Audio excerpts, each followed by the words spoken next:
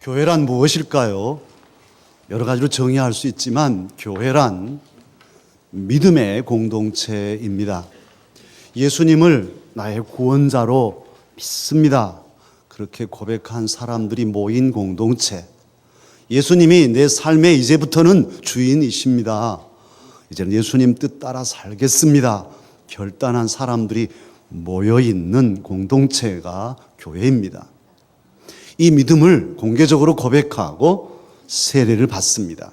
그리고 그 믿음을 서로 나누면서 교제하고 그 믿음 안에서 성찬 예식에 참여합니다. 주의 떡과 포도즙을 나눕니다. 그리고 그 믿음을, 마음에 간직한 그 믿음을 가지고 주변의 사람들에게 증거해서 예수님을 믿으시라. 그래서 함께 하나님의 사람으로 살자. 전도하는 증거가 믿음의 공동체의 사명이죠. 10월 18일 예일잔치는 그래서 있습니다. 우리의 믿음을 우리 주변의 사람들에게 증거하고 그들을 주 앞으로 이끌어서 그들도 우리가 가진 믿음을 고백하게 하는 그런 역사를 우리가 힘써 이루십시다. 교회는 사랑의 공동체입니다. 모든 성도는 예수님의 십자가 사랑을 이미 경험했습니다. 저와 여러분은 예수님의 십자가 사랑을 압니다. 경험했어요. 그 사랑으로 구원받았어요. 우리 위해서 생명을 주신 이가 누구이시냔 말이에요. 부처님, 공자님 훌륭하시지만 우리 위해서 피 한 방울 주시지 않았어요. 그러나 우리 예수님은 당신의 물과 피를 다 쏟아서 우리를 구원해 주셨습니다. 사랑해 주셨습니다. 이 사랑을 경험했기에 그 사랑을 가지고 이제 또한 우리가 우리 가족들을 사랑하고 우리 교회 성도들을 사랑하고 나아가서 세상의 사람들, 믿지 않은 사람들도 우리가 사랑하면서 그들에게 하나님의 사랑을 나타내는 사명자가 바로 교회의 사명이죠.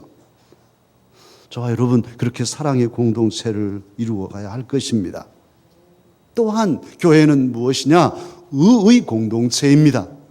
주님께서 십자가 보혈로 우리의 모든 죄를 사하시고 죄의 사슬을 끊고 해방시켜서 영적으로 우리는 자유롭게 하여 주셨어요.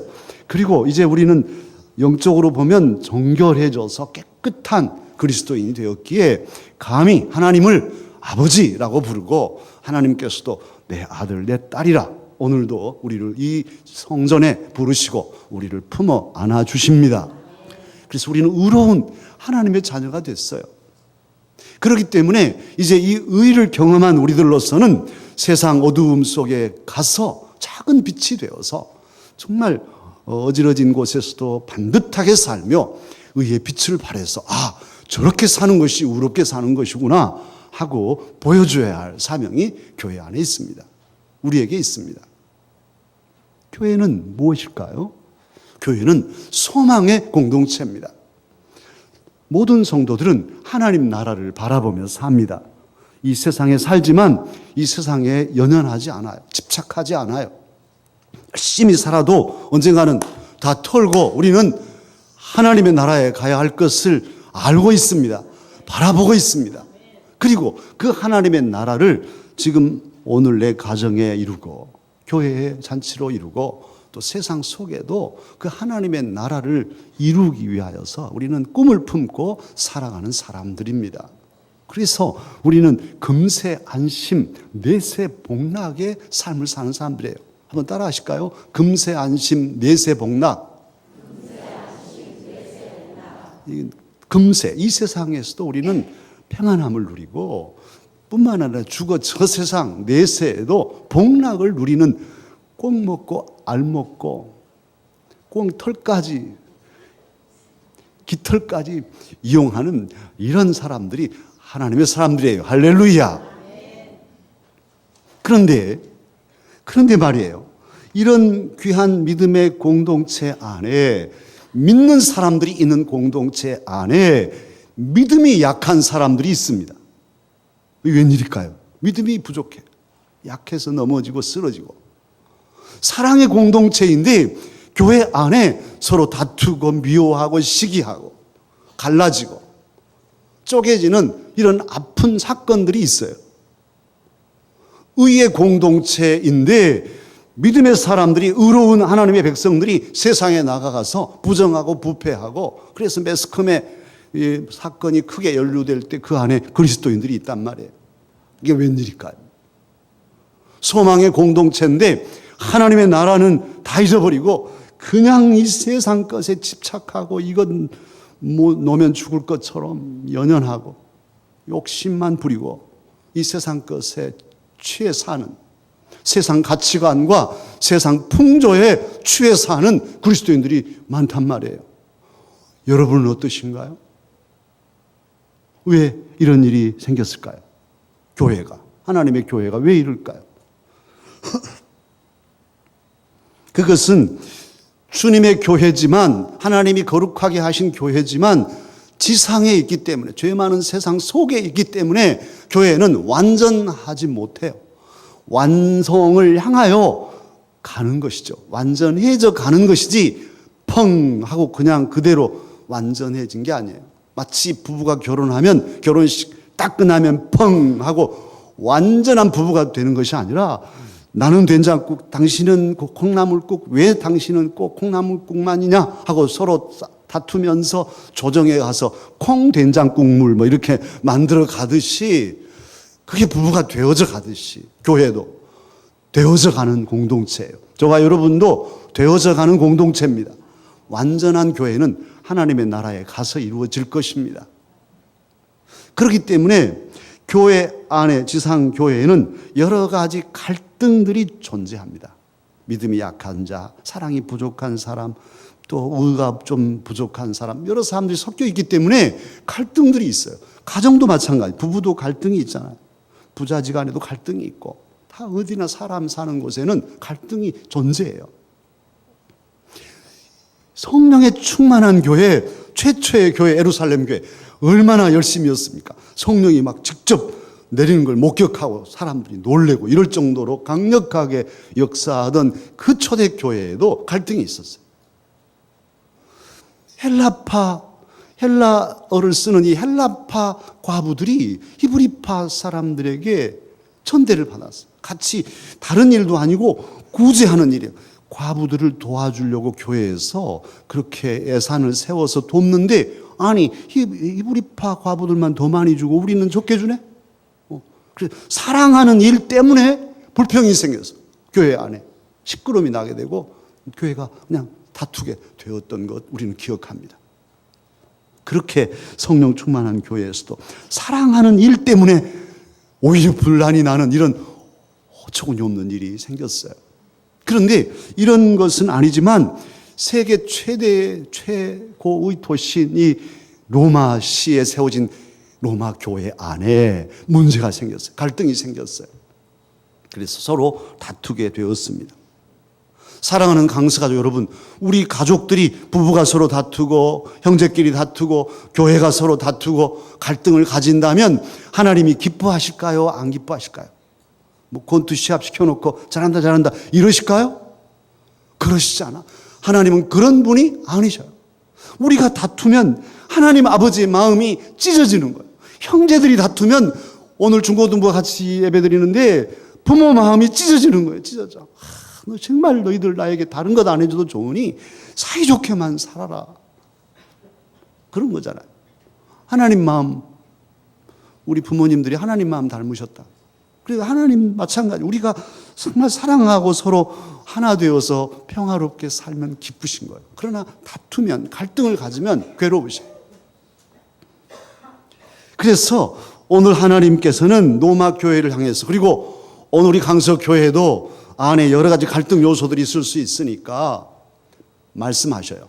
갈등을 극복할 비결을 가르쳐 주십니다. 오늘 이 말씀 우리가 잘 듣고 원리를 가지고 실제 적용하면 우리 부부나 가정이, 또 부자지간에도 화목할 것이고 교회도 화목하고 세상에 나가서도 누구하고도 화목하게 살 수 있을 것입니다. 그 비결을 오늘 말씀하셔요. 무엇 가지고 주님은 사도를 통해서 가르쳐 주시냐면 두 가지 문제였어요. 하나는 먹는 문제였고 다른 하나는 기념일, 날을 지키는 문제였어요. 사실은 먹는 것은 우리 인간의 생존과 직결됩니다. 못 먹으면 죽어요. 먹고 마시는 것은 그렇게 중요해요. 뿐만 아니라 먹고 마시는 문제는 우리 육신에도 중요하지만 정신 건강에도 중요하고 특히 영적인 신앙의 문제에도 먹고 마시는 게 직결되어 있어요. 뭘 먹고 마시느냐, 이게 신앙을 오염시키거나 반듯하게 세우거나 그렇게 할 수 있단 말이에요. 그런데 이 로마 교회에서는 무슨 문제가 있었냐면, 로마는 제국이잖아요. 여러 민족을 정복하고 그 민족 중에서도 그래도 긴단한다 한 사람들은 로마로 모여들고, 그래 다 자기가 섬기던 신들을 가지고 왔어. 오만 잡동사니 신들을 다 섬기는데, 이 사람들이 어떻게 하냐면 고기를 파는 사람들이 고기를 팔기 전에 자기 신들에게 제사를 지내. 오늘 또 재주 좋게 하시고 장사 잘 되게 해주십시오. 퇴하고 뭐 이렇게 해가지고 딱 제사 지내고 가서 시장에서 고기를 팔아. 그러니까 예수님을 믿는 사람들은 고기를 사 먹으려면 찜찜해서 죽겠어. 뭐 무슨 귀신한테 제사 드렸을까? 그래서 어떤 사람은 아니 내 이 찜찜하게 이러니 난 차라리 난 앞으로 고기 절대로 안 먹겠다. 채소만 먹을란다. 그렇게 채식주의자들이 생겼어요. 그런데 어떤 사람들은 무슨 소리야? 우리가 예수님 안에서 자유를 얻었는데 뭐 우리는 무엇이든지 먹을 수 있어. 뭐 먹는 것 자체는 악하거나 선하지 않아. 하나님이 내신 것인데 믿습니다 하고 먹고 개고기도 먹고 막 이렇게. 성경에 그건 없어요. 개고기란 말. 어떤 사람은 목사님도 개고기를 다 드셔요. 아주 신앙이 없으시네. 이렇게 생각하시는 분도 있어요. 저는 잘 안 먹습니다. 그래서 잘.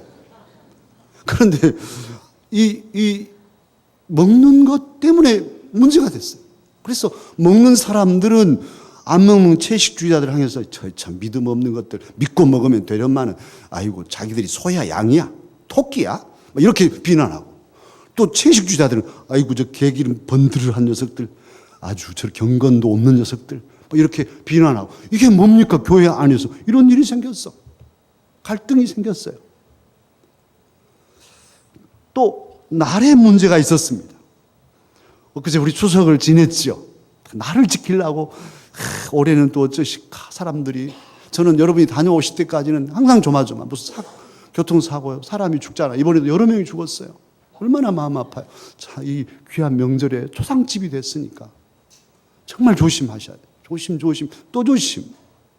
여러분이 돌아올 때까지는 주님, 식사 기도 동안에도 주님 우리 강사가족들 안전하게 돌아오게 해주세요. 그렇게 기도합니다. 우리 두뇌 아무 일 없이 이렇게 와서 감사해요. 하나님을 섬기는 날보다는 이 시대의 사람들은 사람 섬기는 그런 날들을 정했죠. 1월 19일 119 무슨 날인지 아세요? 119 하면 불 생각나잖아요. 그래서 찜질방데이. 제가 설교 준비하느라고 지금 조사해 봤어요. 2월 14일 발렌타인데이. 이날은 여성들이 초콜릿을 이렇게 남자들한테 주면 사랑을 고백하는 날. 그래서 발렌타인데이만 있으면 쓰겠냐 해서 만든 게 화이트데이. 그래서 이때는 또 남자들이 하얀 초콜릿 가지고 또 여자들에게 초콜릿 장사들을 참 살맛 났죠. 3월 3일 3이 겹치네요. 그래서 삼겹살데이. 이번에는 저도 알았어요. 3월 3일 날은 삼겹살을 먹어야 된대. 5월 21일은 20일 둘이 하나 되는 날. 그래서 우리가 우리나라에서 부부의 날론가 정하였죠. 11월 11일은 11월 11일 빼빼로데이. 이건 인터넷 조사해 보니까 롯데에서 빼빼로 팔아먹으려고 만들었대요. 세상에나. 저도 그동안에 빼빼로도 받았는데 이렇게 큰 것도 있고 그렇대다. 근데 그거 팔아먹으려고 정했대. 안 사 먹어야 되겠어. 네. 그리고 부활절, 성탄절은 이제 점점 의미가 희석되고 있어요. 우리 그리스도인들이 그리스도의 문화를 이 세상 속에 만들어 가야 돼. 부활절 일부러 카드 쓰고 안 믿는 사람들한테 계란도 보내고, 그래서 부활절 이런 것들을 문화로 만들어 가야 돼. 어쨌든 로마 교회는 어떤 문제가 있었냐? 정통적으로 안식일을 목숨 걸고 지키던 유대인들 이제 예수님 믿고 그리스도인 된 사람들이 있었어요. 그리고 이제 이방 민족들 중에 예수님 믿는 사람들이 섞여 있으니까 유태인들은 안식일을 지키자. 그리고 유월절, 오순절, 장막절 다 지키자. 이렇게 날을 붙잡고 있었고 이방 그리스도인들은 뭐 그렇게 날이 중요하냐? 주님 부활하신 날, 성령님 강림하신 날, 이 날 지키자. 해가지고 서로들 갈등이 생겼어요. 여러분, 어떤 날이 우리를 구원해 줍니까? 아니면 예수님의 은혜가 우리를 구원합니까? 대답이 이렇게 시원찮아요? 어떤 날이 우리를 구원합니까? 아니죠. 예수님이 우리를 구원하죠. 우리가 안식일 교도들을 이단으로 하는 게 안식일을 지켜야만 구원받는다 하니까 그런 것이에요. 우리는 날의 구원이 있지 않고 예수님의 은혜로 구원받습니다. 우리가 그래도 주님의 날을 그냥 지키는 것이죠. 이게 더 좋겠다 해서 지키는 것이죠. 토요일도 지킬 수 있죠. 자, 그런데 교회 안에 자기 생각을 가지고 나를 고집하고 먹는 것 또 가지고 자기 주관을 굽히지 않는 사람들이 있다면 자, 어떻게 할까요? 어떻게? 저 사람은 우리하고 틀리니 가라 하자. 자기들끼리 모이라 하자. 이렇게 잘라내야 할까요? 아니면 받아줘야 할까요? 오늘 본문은 1절에서 받으라 하십니다. 받되 그렇게 말씀하시고 계세요. 믿음이 약한 자를 너희가 쫓아내라. 그게 하지 않고 너희가 어찌하되 받되 받으라. 받아줘라. 그렇게 하나님께서는 말씀하셔요. 왜 받아줘야 되나? 왜 하나님 믿음도 약하고 나하고도 틀리고 신앙생활 모든 방식이 다른데 받아줘야 됩니까? 첫 번째 이유가 있는데 3절이에요. 3절 하반절에 하나님께서 이미 그들을 받으셨다는 거예요. 하나님이 받았는데 너희들이 왜 안 받고 받고 하냐? 내가 받았다는데 그 말씀이에요.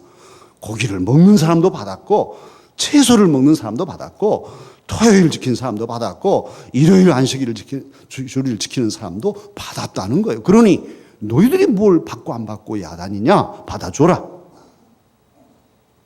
받아라. 너하고 다르다고 해도 본질이 아닌 한 받으라. 또 이유가 있어요. 4절인데요. 4절에 그들의 주인이 하나님이시다. 그들의 앉고 서는 것, 넘어지고 일으켜 세우는 것, 모든 권리가 하나님께 있다. 그런데 너희들이 주인이냐? 받고 안 받고 하게? 너희들도 똑같이 나의 종들이다. 그러니 같은 종의 입장에서 형제를 받아주라. 내가 받았는데 왜 안 받아주냐? 이런 말씀인 거예요. 이것은 가정에서도 통하고 교회에서도 통하는 거예요. 우리 주변의 사람들, 아이고, 그냥 받아주지 않는, 말도 걸지 않고, 그냥 보면 비껴가 버리려고 하는 이런 우리의 습성이 있는데 받아주라는 거예요. 내가 받았는데 왜 너는 받지 못하냐?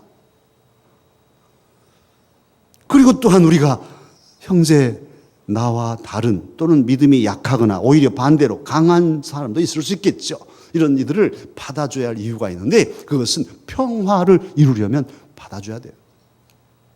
나와 달라도 양보하고 조화를 하지 않으면 결코 평화와 화목은 있을 수 없어요.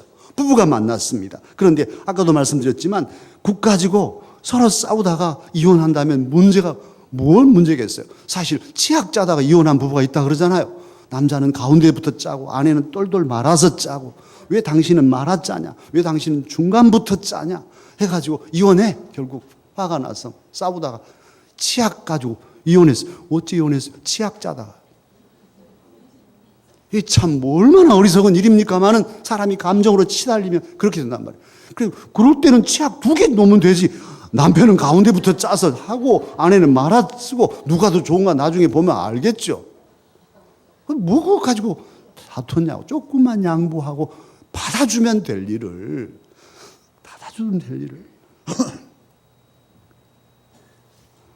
그러면 어떻게 받아줘야 될까요? 어떻게 가족을 받아주고 우리 믿음의 식구들 믿음 약한 이웃들을 받아줄까요? 오늘 주님은 말씀하셔요. 그 받아주는 비결을 말씀하시는데 1절에서 말씀합니다. 1절을 다 같이 함께 읽으실까요? 믿음이 연약한 자를 너희가 받되 그의 의견을 비판하지 말라. 받아주되 무엇하지 말고 받아요? 비판하지 말고 받으라는 거예요. 비판에는 두 가지 기능이 있어요. 긍정적인 기능과 부정적인 기능이 있어요. 근데 오늘 성경에서 말하는 비판은 부정적인 비판하지 말라는 거죠. 긍정적으로는 어떤 사건이나 사물이나 상황을 잘 분석하고 장단점을 파악하고 단점을 보완해서 더 좋게 만드는 것이잖아요. 그건 꼭 필요합니다. 그런데 부정적인 비판은 상대방의 결제만 꼬집어서 그렇잖아도 아파 죽겠는데 계속 찌릅니다. 너 왜 그래? 왜 그래? 왜 그래? 그래가지고 완전히 사람을 넉다운 시켜버리는, 죽게 만드는, 우울증이 오고 뭐. 그런데도 또 갖다가 찔르고 아파서 죽겠는데, 그래도 슬퍼 죽겠는데 계속 슬픈 대목을 건들면 어떻게 되겠어요? 아픈 대목을 건들면 상처만 더 나죠. 자녀들을 기를 때도 그렇잖아요. 자녀들이 좀 부족하고 내 마음에 안 들고 양에 차지 않고 참 그러더라도 믿어주고 기다려주고, 그래도 하나님께 하나님 내 아들 딸을 축복합니다. 우리 자녀가 자라면 정말 하나님 영광 나타내게 줄 줄 믿습니다. 그리고 자녀들에게 나는 너희들 위해 기도하고 있다, 축복한다, 너는 될 거야, 믿는다. 그리고 너희들이 아무리 잘못해도 엄마 아빠는 항상 너희들 편이다, 이렇게 해줘야 애들이 힘을 얻잖아요. 그런데 계속 못한 거면 너는 어째서 그러냐? 그렇게 못하냐? 옆집 누구누구 이렇게 이웃집 엄마 아들 엄친아 얘기들이 하고 말이지. 이렇게 하면 애들이 상처받나. 오늘 중고등부에 왔는데 중고등부를 지금 이 시간에 귀 막고 있어요. 거봐 우리 엄마가 그랬어 이러지 마시고, 또 엄마들을 비난하지도 마라. 엄마들도 뭐 언제 엄마 해봤어? 뭐 어디 대학교에서 엄마 되는 거 배웠어요? 한 번도 안 해본 엄마를 하니까 힘들어. 그런데 계속 엄마는 왜 그래? 엄마는 왜 그래? 하면 엄마도 상처받아. 그래서 서로 비난하지 말고 딸은 엄마를 받아주고 엄마는 자녀들을 받아주고 이렇게 받아주라는 거예요. 비판 없이 받으라. 받아주려면 토달지 마라, 이런 말씀이에요. 서로 따뜻한 마음으로 안아주고 그렇게 받으라, 그렇게 말씀하십니다. 저 지난주에 송경호 집사님 전도 세미나 왔죠. 참 이분 강경한 여러 가지로 말씀들을 참 좋은 말씀 하셨는데, 저는 하나 건진 게 있어요. 그분이 섬기는 교회 목사님이 은퇴하셔서 원로 목사님 되셨는데, 그 원로 목사님 말이 40년 목회 결론이 뭐냐 하면, 교회 안에는 열심히 일하는 사람도 있고 맨날 놀러만 다닌 것처럼 예배만 드리고 싹 빠져나가고 이런 사람들이 있는데, 서로 받아주라는 거예요. 서로 비난하지 마라. 열심히 일한 사람도 언젠가는 아파서 못하거나 늙어서 못할 수 있고, 맨날 뺀질이같이 쏙쏙 빠져나간 이런 사람도 나중에 믿음이 들면은 더 열심히 원실하더라는 거예요. 40년 동안 보니까. 그러니 이쪽도 저쪽도 서로 비난하지 말고 못하면 그냥 가만히만 있어라. 가만히만. 일하는 사람이 좀 실수하더라도 가만히 있고, 또 뺀질뺀질 하더라도 좀 가만히 있으면 다 된다는 거예요. 때가 되면. 우리 강서교회도 가만히라도 있읍시다. 괜히 막 이렇게 쪼지 맙시다. 비판하지 맙시다. 그리고 받아주는 비결이 있어요. 두 번째 비결은 뭐냐? 업신 여기지 말라는 거예요. 업신 여기지 마라. 3절에 있어요. 사람들은 자기 확신과 자기 지식을 기준 삼아서 다른 사람들을 판단하고 비판하면서 내가 옳다고 과신하면 상대방을 멸시하게 돼요. 무시하고. 그것도 모르는 사람이 장로라고. 그것도 모르고 권사야. 나만 또 못하네. 뭐 이렇게 멸시하게 되면은 이게 죄인 거예요, 죄. 이건 무서운 죄. 왜냐하면 하나님이 세운 종들이고 또 하나님께서 이미 받으신 성도인데, 사랑하는 형제를 멸시하는 것은 누구를 멸시한 것입니까? 하나님을 멸시하는 것이에요. 이건 큰 죄인 거예요. 그래서 조심스러워요. 멸시하지 않아요. 받으려면 따뜻한 마음으로 정말 존중하고 받아줘야 돼요. 일본의 전통 연극인 가부키가 있어요. 그 가부키의 대가가 누구냐면 모리타 가냐라는 사람이에요. 이 모리타 가냐, 이 사람이 나그네 역을 하게 됐어요. 그런데 집신끈이 다 풀어졌어. 그러니까 그 문화생이 스승님 집신끈이 풀어졌네요. 그러니까는 그랬어? 하고 알았어 하고 그 제자가 보는 앞에서 집신끈을 꽁꽁 맸어요. 그 제자가 떠난 다음에는 다시 집신끈을 풀었어. 옆에서 기자가 있다가 아니 선생님 어째서 제자가 있을 때 메고 다시 푸냐. 오늘 나그네 역인데 나그네도 지친 나그네 역을 하기 위해서는 일부러 신발을 끈을 풀었대. 제자는 모르니까 신발끈 풀어졌다고 한 거예요. 그럼 다시 묶었다가 푸니까 그러면 제자를 불러서 가르치시지 그렇습니까? 이분이 하는 말이 가르치는 것은 앞으로 얼마든지 할 수 있다. 그러나 제자가 호의를 가지고 진심으로 나를 생각해서 신발끈 풀어줬다고 하는데 받아줘야 되지 않냐. 지금 중요한 문제는 신발끈을 풀어줬다고 말하는 제자의 말을 받아주는 것이 중요해서 받아줬고 제자가 이제 떠났으니까 다시 풀었다는 거예요. 역시 대가답죠. 연극으로도 경지에 이른 사람의 모습이에요. 사랑하는 강사 여러분, 참 목사인 저도 여러 가지로 참 돌아봐집니다만 정말 이렇게 받아주는 대가가 되십시다. 그리고 이제 받아주는 비결 세 번째 가장 중요한 건데 어떤 것이 있느냐? 오늘 주님은 뭐라고 사도를 통해 말씀하시냐? 사나 죽으나 주님의 것임을 우리가 확신하고 감사함으로 받아줘야 한다는 거예요. 오늘 중요한 원칙, 유명한 구절 8절이죠.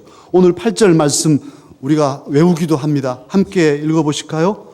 우리가 살아도 주를 위하여 살고 죽어도 주를 위하여 죽나니 그러므로 사나 죽으나 우리가 주의 것이로다.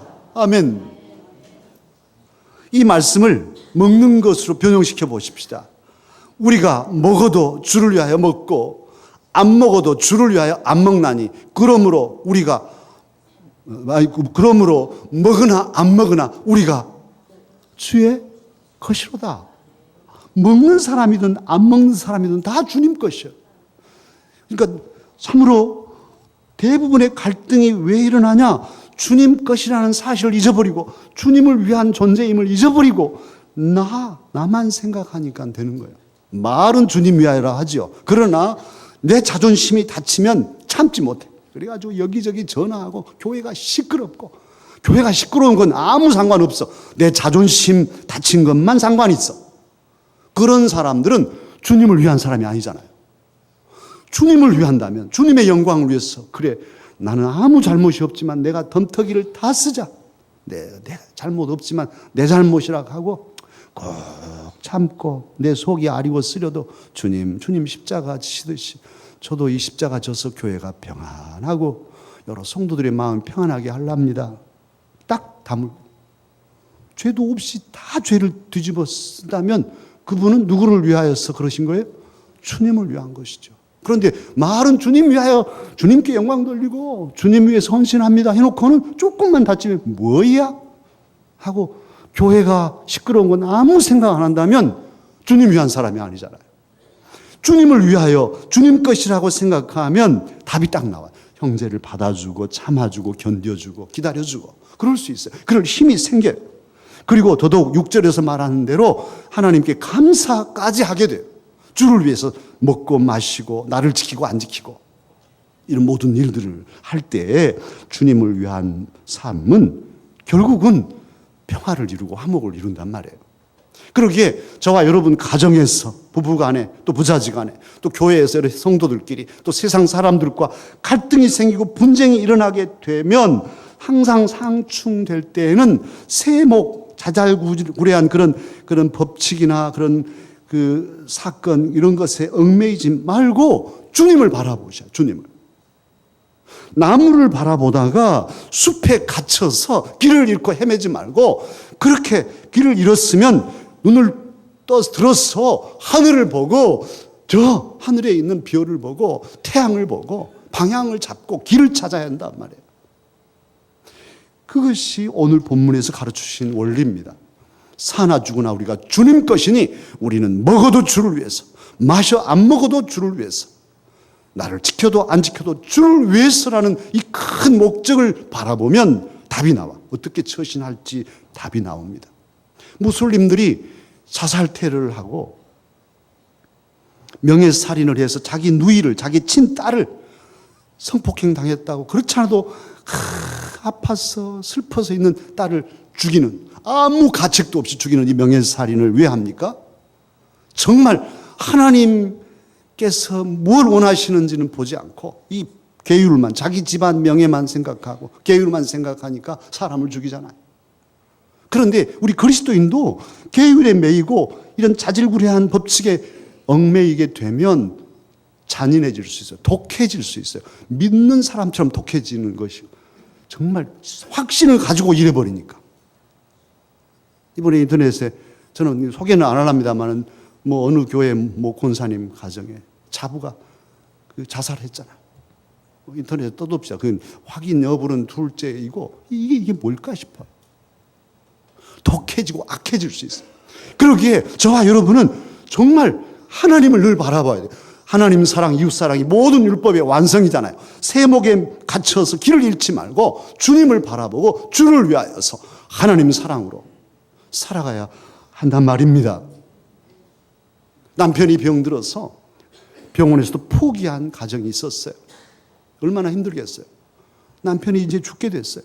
사남매, 이제 큰 놈은 중학교 겨우 다니고 이제 나머지 다 초등학생 쫄쫄이 알사탕처럼 이 자녀들을 데리고 사는 이 아주머니, 남편 살리려고 산골로 들어갔어요. 그래서 산골 학교에 자녀들을 보내면서 산 약초 캐고 산나물 뜯어서 남편 살리려고 수년간을 그렇게 애를 쓰는, 실화예요. 그런 아주머니가 있었어요. 그 자녀의 6학년 자녀의 담임선생님이 그 어머니를 상담했어요. 너무나 안쓰러워서. 어머니 너무 힘드시죠? 그렇게 말하니까 환하게 웃으면서, 아니요, 오히려 제가 감사하지요. 저는 남편을 하나님이라고 생각합니다. 애경이, 준경이, 유경이, 현경이도 모두 제가 모시는 하나님입니다. 하나님을 모시고 사는데 힘들 이유가 있나요? 오히려 감사하죠. 그분의 말이에요.